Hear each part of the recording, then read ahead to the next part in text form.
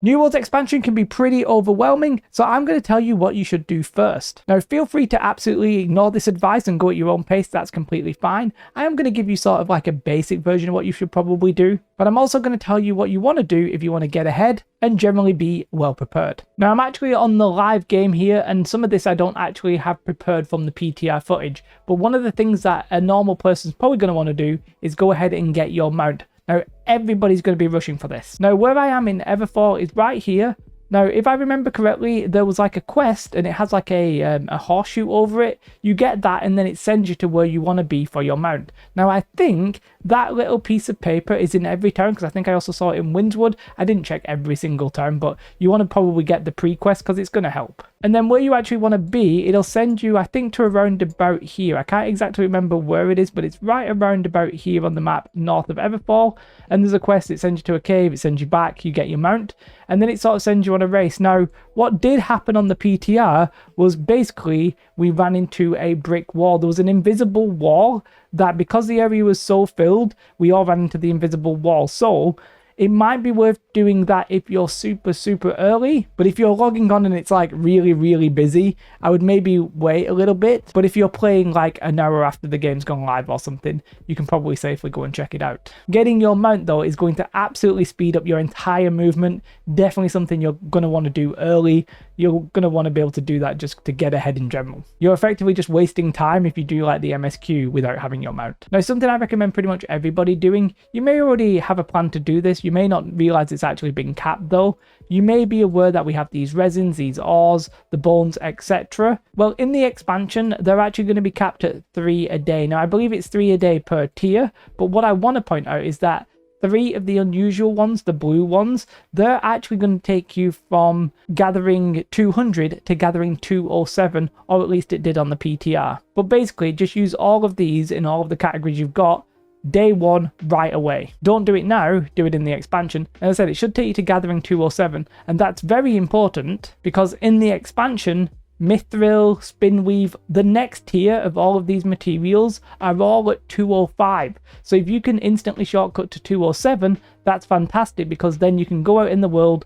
and farm the Mithril, the trees, the Spinweave, whatever you want. Now that might not be worth doing like instantly because, I mean, it can be if you're a farmer and you really want to try that, but I think for most people, it'll be something you just do over time. But getting to 205 in every gathering profession, something I think everybody should do because it just makes sense. It's worth noting that music is getting a new sort of buff. You get that at 205 as well, and it actually buffs up your gathering XP. Now, personally, I don't think I would use this. I would think it would be better to just have the yield all through and through because you don't get much of a benefit from being over 205, so I don't really see the point. So I wouldn't go for XP, I'd go for Fortune's Favor. But if you do want XP and maybe you have some money, or you've got some marks of fortune already, or maybe you've already got them from previous season pass, don't be afraid to pop a gathering XP booster while you're just running about maybe farming or not farming. I mean, if you really have, if you're money bags, well, number one, you should come to my Twitch stream. Number two, also consider just popping all of these because why not? The only one that you maybe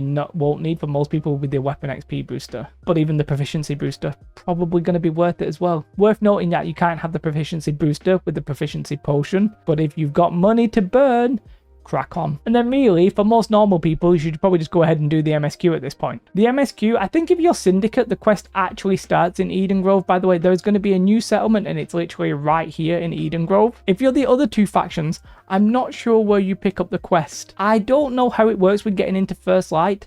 In the PTR, you could literally get into the Elysian Wilds without doing the quest, but I think you might need to do it when it hits live. Or it might just work if you bought the expansion. You can get in, if you don't, you can't get in. Not 100% sure, but go get the quest, go get the pre-quest, and then you're just going to follow the MSQ. That will take you to approximately level 65. You'll be all good, all juicy. You'll have your gear score about 650. Good stuff, crack on. However, there is way more you can do, and a lot of it you can sort of prep now. So we're going to sort of go into a little bit more detail, but feel free to sort of just pick and choose what you want to do, which ones you like the sound of, or if you like fun, just go ahead and do the MSQ, go and enjoy yourself. Not everybody needs to be a sweat lord. I'm not going to go into a lot of detail here because I've sort of already done a full video both on refining and crafting, but I'm going to leave links to these spreadsheets in the description as well.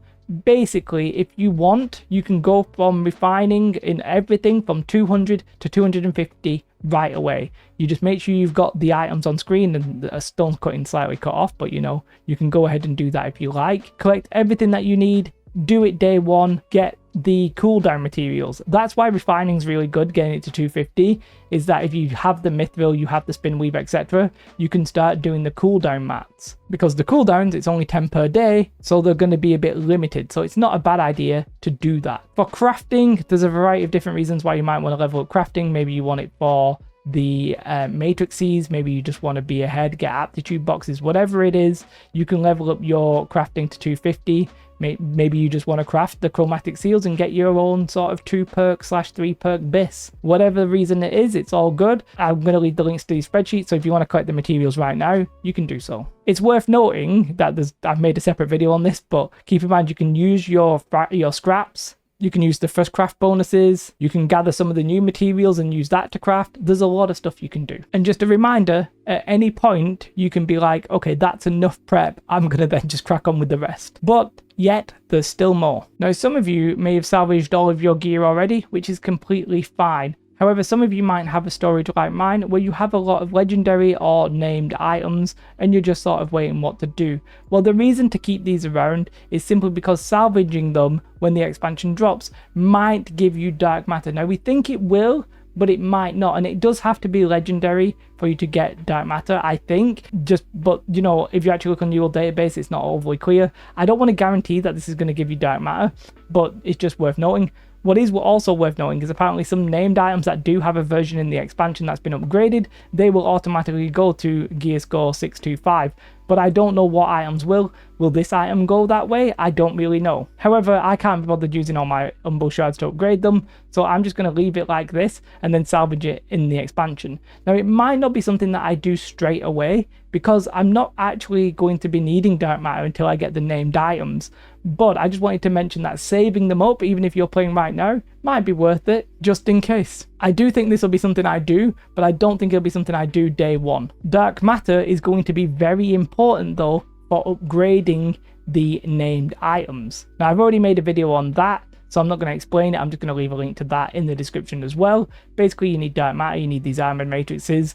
It's pretty important. It's going to be pretty damn relevant because they go like from gear score 650 to gear score 700, and there's 3 perks and you pick the 3rd perk. They're actually going to be really, really strong. Also worth noting that some of the professions are needed to craft the matrices. So the spreadsheet that I was talking about, getting to 250 engineering or something, could actually be really worthwhile and could be a moneymaker. If you're the only person who can make a matrix at the time that's correct, then you might make gold that way. By the way, I'm aware that my inventory is absolutely awful. There are other ways where you might get some dark matter, but we're not 100% sure. For example, the hatchery spoils may include it. I sort of feel like it won't because it says season 2 and maybe the season 3 will be a different variant. And also Siege of Sulfur apparently might also include it, and so might the worm. Now, the Siege of Sulfur won't be doable in the expansion because it ends basically as it goes live. But if these don't contain it, then it might be worth doing a hatchery or doing a worm, because the worm has like 300 and odd dark matter, but it might be worth doing some of these, okay? It might not, because dark matter is not a bottleneck until you get the named items, which I think is probably something you're going to do when you hit level 65. Now, I just spoke about level 65. There is something you can do that's going to speed that process up.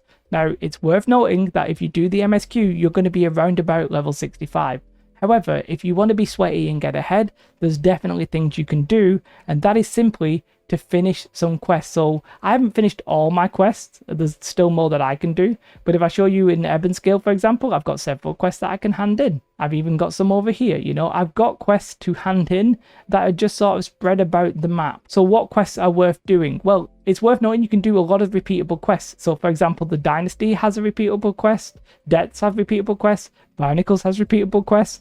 I mean, even Starstone and Amrine do, but the Empyrean Forge does. And I think that might be all of them, but don't quote me on that. But the repeatable quests are really good. Most of them are about 5,000 XP. The Dynasty one, for whatever reason, is just very high. And I think the Debts one's also quite high. But yeah, you get repeatable quests there. You can just do your normal side quests as well. There is technically a limit to how many quests you can actually have. For example, if you had main story, you could do 20 of them. Faction stories are 10. Season stories 1 out of 20. I mean, it might be worth doing this, you know, maybe I go kill the worm, hand this in. I'm not sure this quest even exists, but maybe it does. I've even got a fishing quest, skill progression ones, you could do them. Epic equipment, you can do 20 of those. Side stories, you can do 30 of. Yeah, you can get ahead, right, if you want to do it. There's no real need to because you're going to get there anyway, but it's something you can do. Worth noting that if you did all of the trade skills that you can pretty much do, I mean, I think this is including music and fishing and all of them, I think you would actually go from 60 to 65. However, I don't think for most people doing all of them is going to be reasonable. I think like refining makes a lot of sense and maybe a couple of the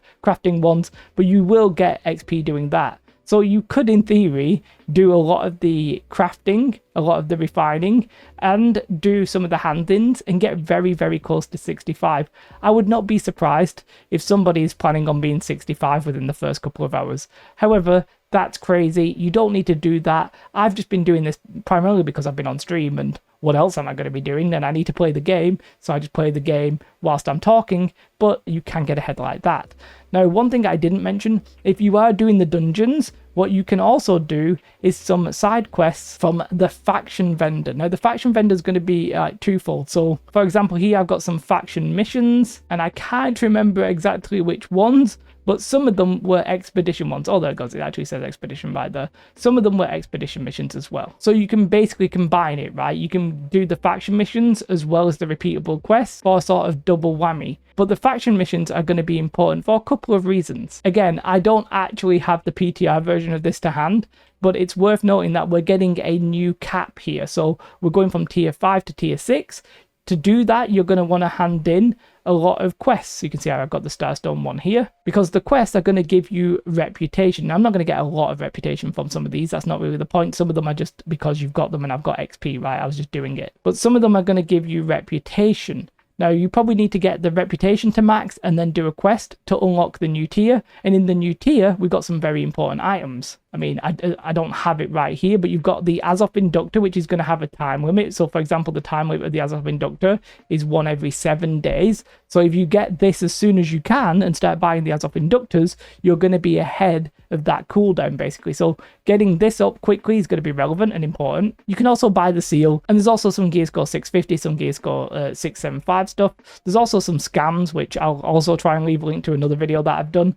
But yeah, you might want to get this up quickly as well. One thing I'm not sure about is the PvP missions, because the faction missions have changed, or actually I don't know, some of the faction missions are getting removed, I think, but because of the influence changes, I'm personally not doing the PvP missions.